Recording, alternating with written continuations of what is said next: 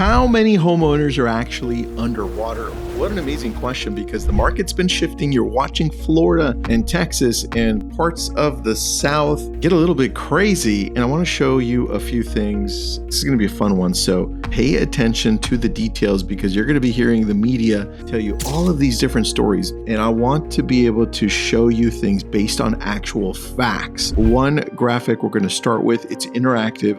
Read at the top. It says, share of outstanding homeowner mortgages with negative equity. Now, there's something that you need to pay attention to on this one, and that's the legend, because you've got 0%. So that's like, the closer it is to that color, you're going to be 0. In the middle, that lighter blue, and then dark, 8%. That's pretty big, right? So now we take a look at this. We can zoom in. I'm in California. So you see it's kind of like, what is that, beige-ish in California, right? So you take a look at that, and now you've got Los Angeles and Long Beach and Anaheim, 0.1%, which is practically nothing, right? You go all across California, 0.5, 0.5, 0.5, Thousand Oaks, Oxnard, 0.2, right? Now you get into the darker blue, which is the important one. Now you're going to be San Antonio, 4.3%. Share of negative equity in Austin, 4.2%. And Florida, right, which can get a little bit dark blue, 7.8%, 3.8%. Now, there's a story here, because a lot of people are saying, well, man, there's going to be a lot more people with negative equity. And they're comparing it to 2008, 2009. And I want to remind you, back in 2008, 2009, nearly 1 in 4 U.S. homes with mortgages were underwater. We are in a completely different territory here.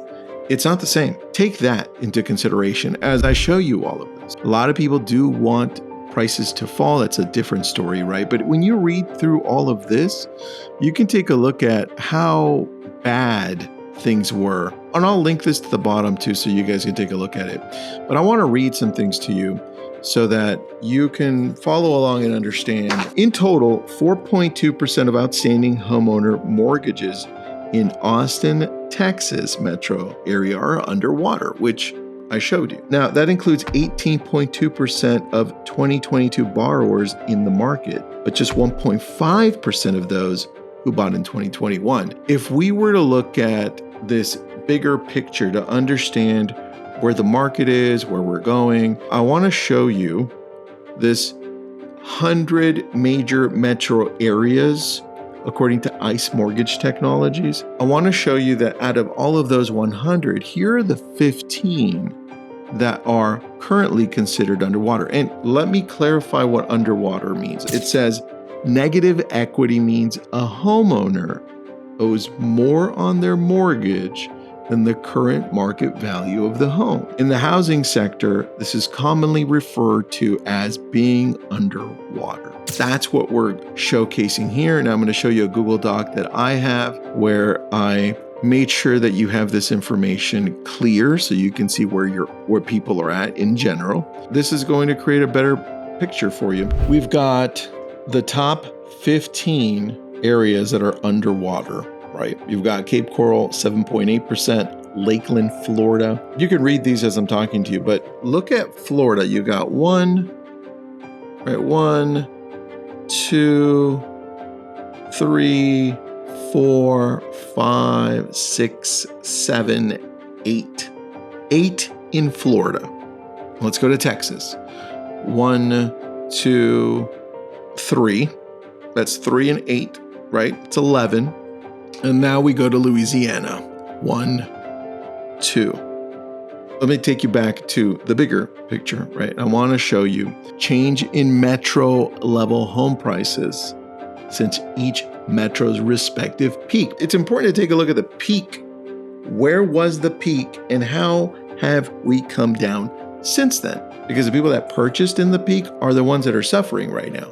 They're like, man, I wish I would have bought earlier, or I wish I wouldn't have bought if I knew where the market was heading in my area. And let me layer on top of this that you are looking at these areas that I'm about to show you that had a peak and now are lower.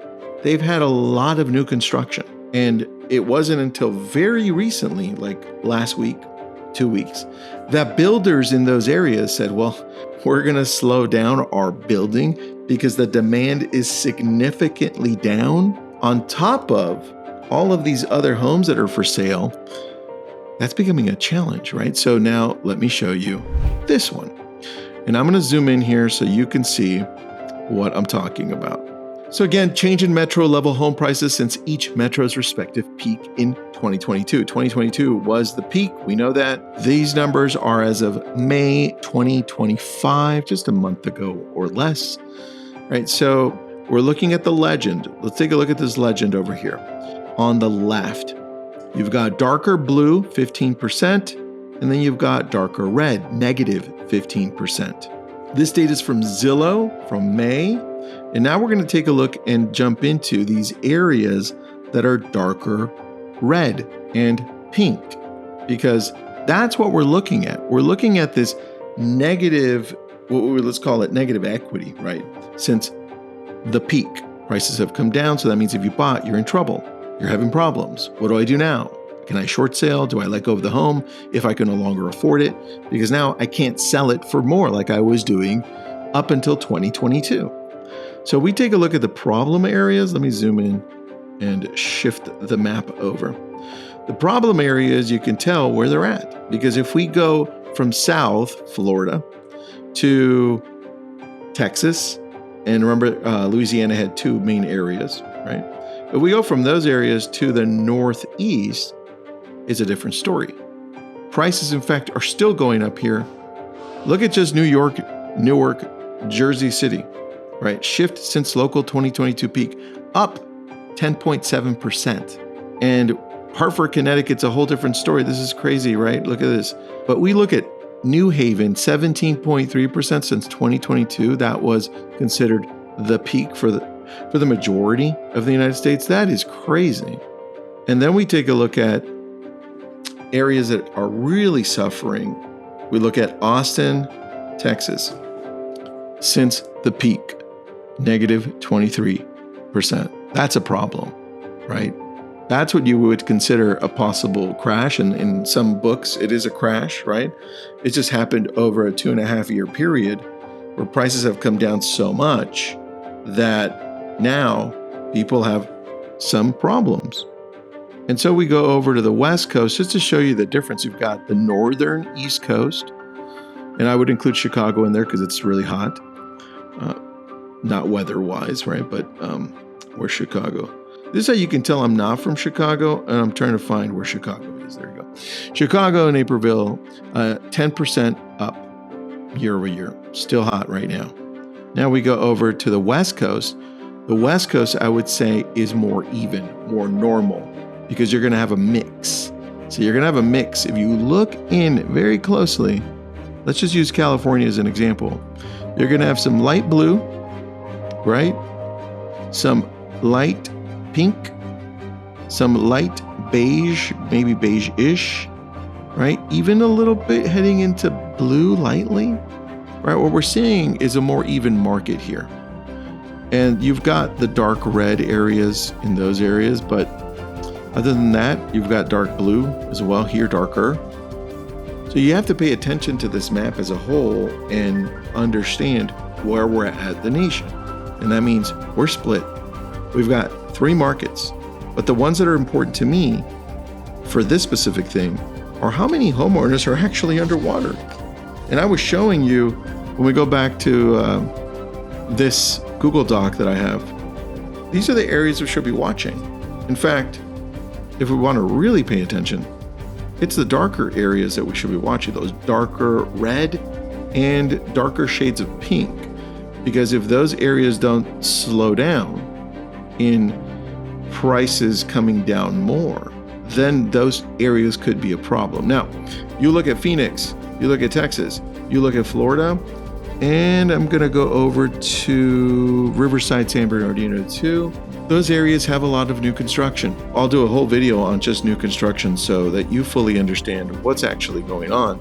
But when you're looking at this market as a whole, you've got to pay attention to new construction too, because that's created such a big challenge for the market as it stands, that on top of the normal property that's for sale, all of this new construction was being layered on top of it. And here's the problem. I don't know that unless you live in these areas, you're watching it. So agents are telling me, homeowners are telling me, buyers are telling me in these areas, new construction is lowering the price under the market value, right? So these are all the homes that are for sale. This is new construction. New construction is bringing down the price so that they can sell it under the market value so that they can get rid of all of this inventory they have. Now, not only are they selling it for less than what the market is requesting, because builders who are their sellers don't want to wait 5, 6, 7 months to sell properties that they built on because they're sitting on them and losing money, but they're also offering incentives. They're offering maybe better rates, mortgage rates. They're offering maybe custom build outs. They're offering putting in a new lawn. They're offering different things depending on where you're at. And so all of those things cause the market to come down. Now, here's what's going to happen, and nobody's telling you either. As the new construction builds ease off and there's less and less and less of them, if the rates continue to drop, and today they're at 6.72, 6.75, less if you've got great credit, more if your credit's not that great. Let's just say middle sixes. If the rate continues to drop, then we're going to have a whole different category of challenges, because prices now, instead of dropping in all of these places I was showing you, are going to now have a little bump up.